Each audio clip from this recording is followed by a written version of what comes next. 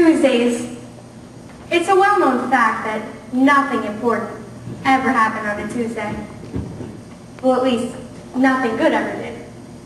And research would probably show that most of the bad decisions ever made were made on Tuesdays in February.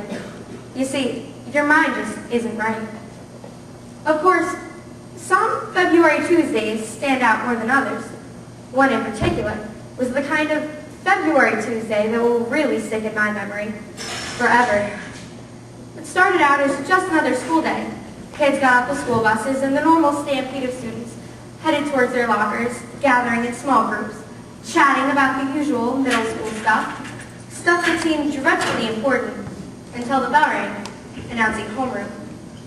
You see, that was the moment we decided to kidnap Miss Dower. That's Tim Stack, my best friend. Most people say that he walks like a duck and that he's a bit odd. You see, they just don't get his jokes, but I do. We've even dated briefly, but that's so third period. We're just friends again. Anyway, you might say that Tim marches to his own drummer. In fact, Tim is his own drummer. And you know how people say that percussionists are just a bit different than the rest of us? Well, you see, Tim's a bit different from the rest of us and the rest of them. You know, it's funny that for years teachers joked that Tim and I were partners in crime. And well, then it really... Well, Miss Dower, our English teacher, and the reason we're all here today, she taught me that it's better for writers to show instead of telling. So I guess it's best for me to let you join me back on that fateful February Tuesday. By the way, my name's Casey Matthews, and I have an English project due today. So, you ready to give that stupid speech in English today? Is anyone ever ready for English? It's like asking if I'm ready to face a firing squad. I know, and Miss Dower doesn't even give you a blindfold. You know, I think she could slay a student from across the classroom with a single slash of her tongue. And I never even know what she's talking about. She uses these big words all the time. She's like a walking thesaurus. Yesterday, she called me petulant, truculent, and recalcitrant, all in the same sentence. What'd you do about it? What else? I thanked her. Somehow I think she likes me. Certainly sounds like it. You know, she insulted Ryan McKeever in homeroom last week. It took him until 8th period to figure it out. Well, he doesn't have our grasp on advanced vocabulary, now does he? So today is official failure midterm day, huh? Not funny. If I don't get at least an 85 on Miss Dower's oration this morning, my dad said he's going to send me to military school. Military school. An all-girls military school. Do I look like the type of person who would enjoy military school? Aside from the poor posture, sloppy clothes, a daily desire to sleep until noon, and the fact that following directions and instructions aren't exactly your thing, I'd say you fit in just fine, soldier. Oh, come on, it's just a speech. What's the big deal? Oration, Mr. Stack, oration. If it's good enough for the students of Plato in ancient Greece, it's good enough for my students at Preston Middle School.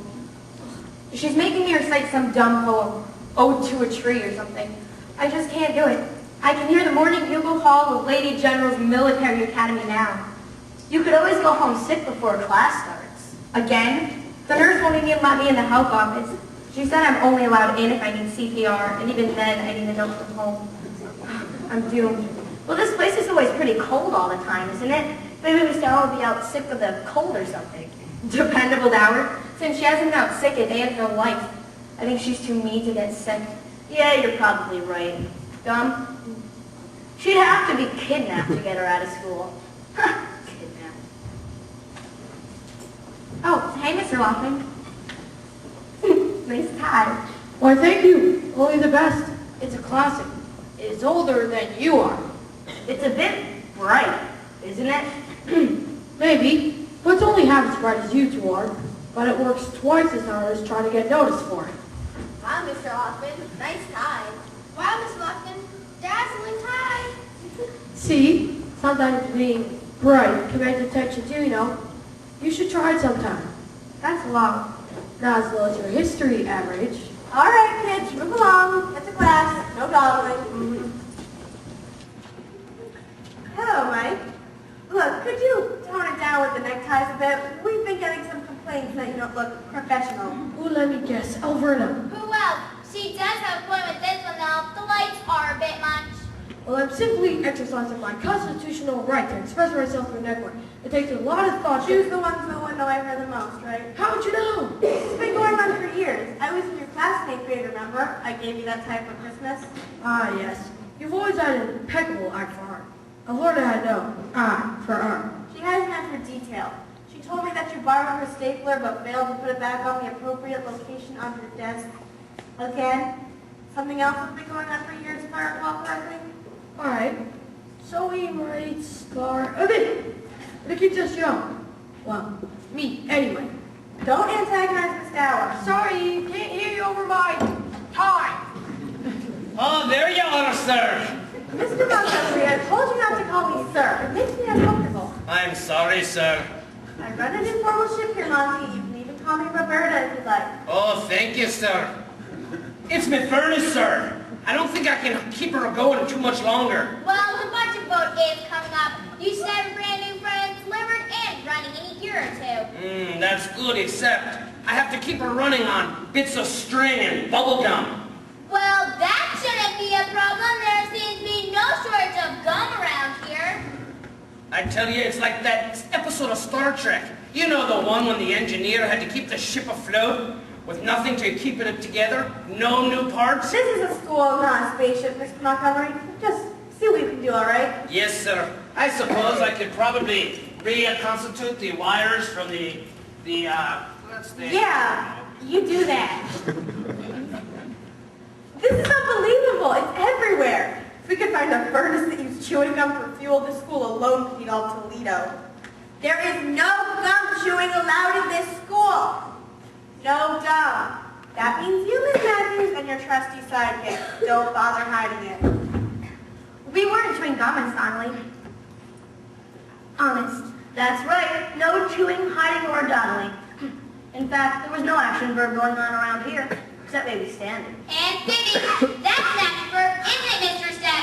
And don't forget, I'll see you both in my office for that little raid at the field hockey team party. Raid? What raid? Oh, you didn't hear about that? They decided to dress up in moss masks and kilts to crash the end of the season party. Frankenstein in a kilt. Hairy legs and everything. It wasn't us, Miss Hamilton. Really, you've got the wrong kids. That's right. And I shaved my legs. They were the smoothest legs at the party. Of course, there's bound to be some stubble by now. Frankly, I don't know how you ladies keep up. Miss Donnelly, the heat. We were supposed to have an arts festival committee meeting this morning before they set up for the book fair. The main conference room is in an ice box. We're hosting the festival this year at Preston Middle School. We have a lot of planning to do.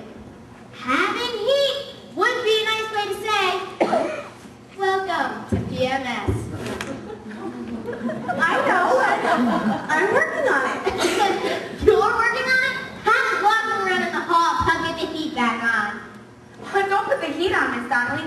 I suggested making ice sculptures in art class this week. Sorry, Clarence did too. Forget I was here. Carry on. I really am working on it, ladies. I have Mr. Montgomery rewiring the thing to divert power to the something. We want heat in this building. By